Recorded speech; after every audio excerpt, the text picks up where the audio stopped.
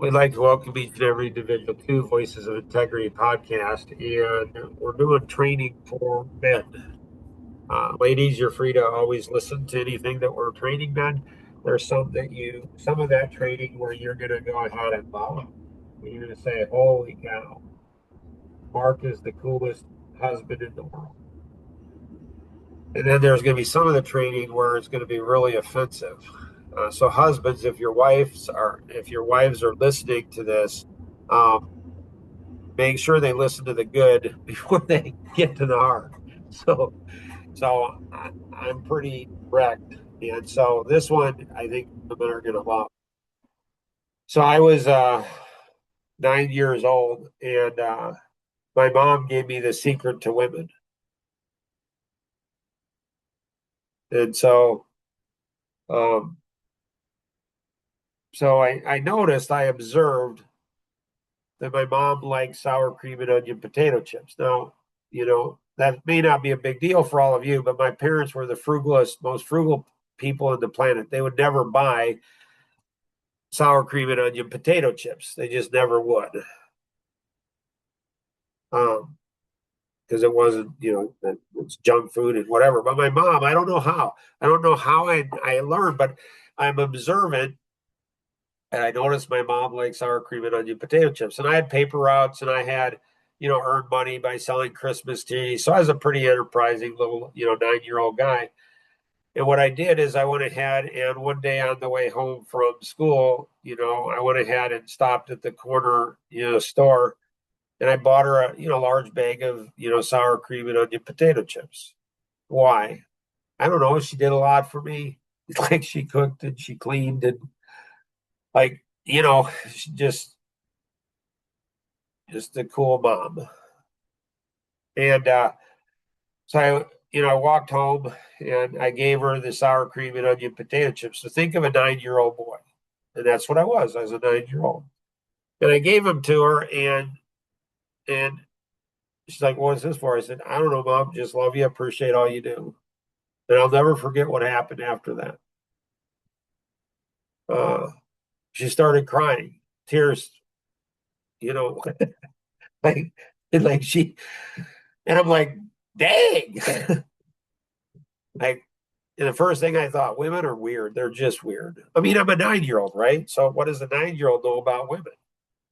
And I'm like, they're just weird. And I could tell it wasn't a bad cry. It wasn't, she was just, her heart was moved. Like as a 9-year-old boy, I moved, a grown woman, my own mom's, heart.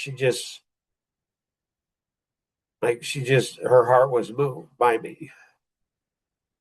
And she kneeled down and she looked in my eyes and she said, "Mark, honey," he said, "you're going to make some woman uh, the most amazing husband in the world because you're so sensitive."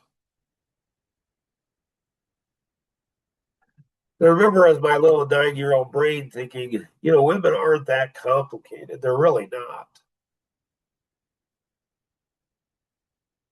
Like, be attentive and be sensitive to what they want.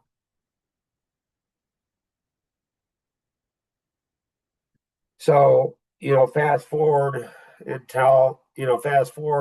I'm 24 years old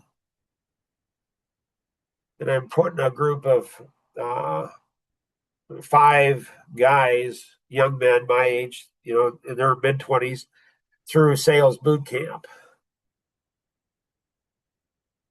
And it is brutal. I mean, it's, 12-hour days, 4 hours of homework a night. We have you know, probably a baby by then and another one maybe on the way. My wife is pregnant. So, I'm burning that candle at both ends. And these guys are, most of these guys are married too. And when it's 100% straight commission position that I'm training them for. And so when you're working hard and you're not making any money, that's hard on a wife. It just is. It's hard on a wife. And so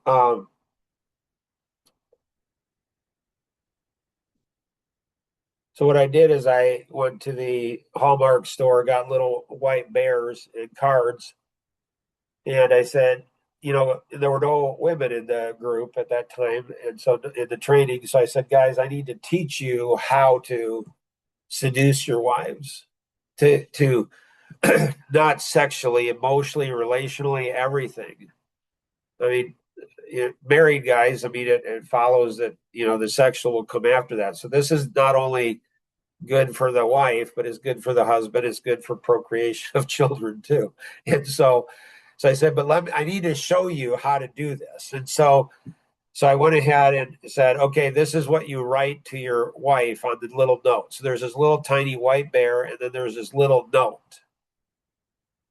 And I said, what you write on this note is, honey, I know I'm putting in a lot of hours and I know I'm not making any money, but I want you to know that I'm thinking of you throughout the day and our future family, and you warm my heart. And then I said, what you do then is you go ahead and you go ahead and you put it in the refrigerator, like in the freezer, sorry, in the freezer. Kind of put it behind something so she doesn't find it right away, but she finds it. And, maybe when you're not even there, when you're working. And I'm telling you, oh, and I did it to my wife too, because I had to do it. I led by example. I'm like, hey, now she got a little one.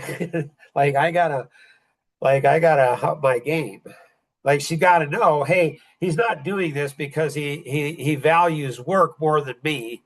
He values me, values the kids, but he needs to, work. And he's investing into our future.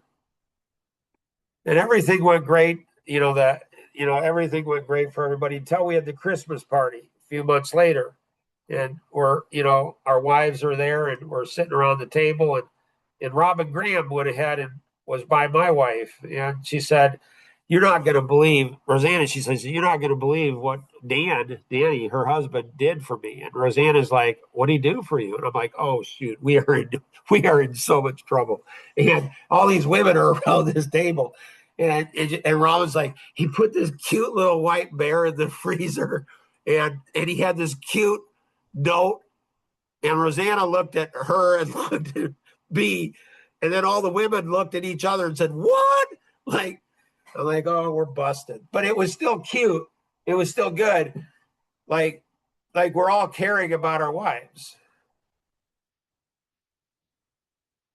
And there's lots and lots of stories about that. About that same time, put in log hours. I mean, really long, brutal. I mean, brutal hours. And I didn't even know this for probably 10, 20 years into our marriage. I found it out many years later. But Rosanna was having struggles and talked to her mom and dad about it and said, Mark's just working like he's working so many hours. It's so hard. And her mom gave her perfect advice, and her dad gave her perfect advice, but it was very different advice. Her mom went ahead and said, suck it up, Buttercup.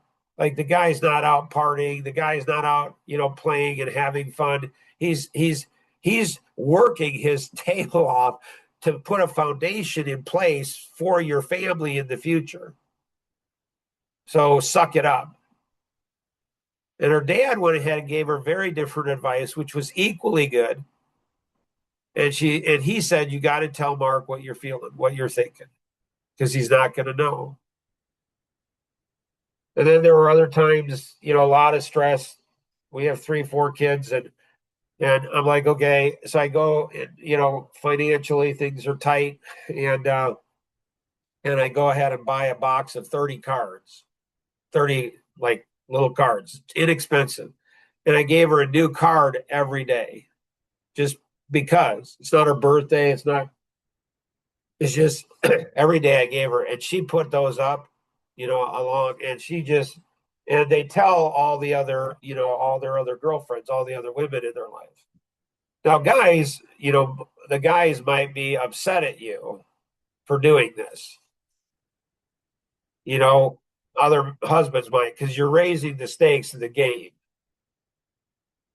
When I was on business trips, I always went ahead and called which of the kids are giving, of the 7 kids are giving you trouble. Let me talk to them. Or I'd hide notes all around the. So, I mean, you can do it, man. You can put it in. And if women are listening to this, it creates, if you're both united on this, you're working together for something. And we'll do other podcasts just for women and for men and for couples. And so hopefully this one's been helpful to you. Be sensitive, men. Help communicate with your wife what's going on. Like communicate why you're doing it. This is important for her to understand. She won't necessarily intuitively know you're doing it for the future. So always remember we can accomplish so much more together than we ever could on our own. Have an amazing day. Bye bye.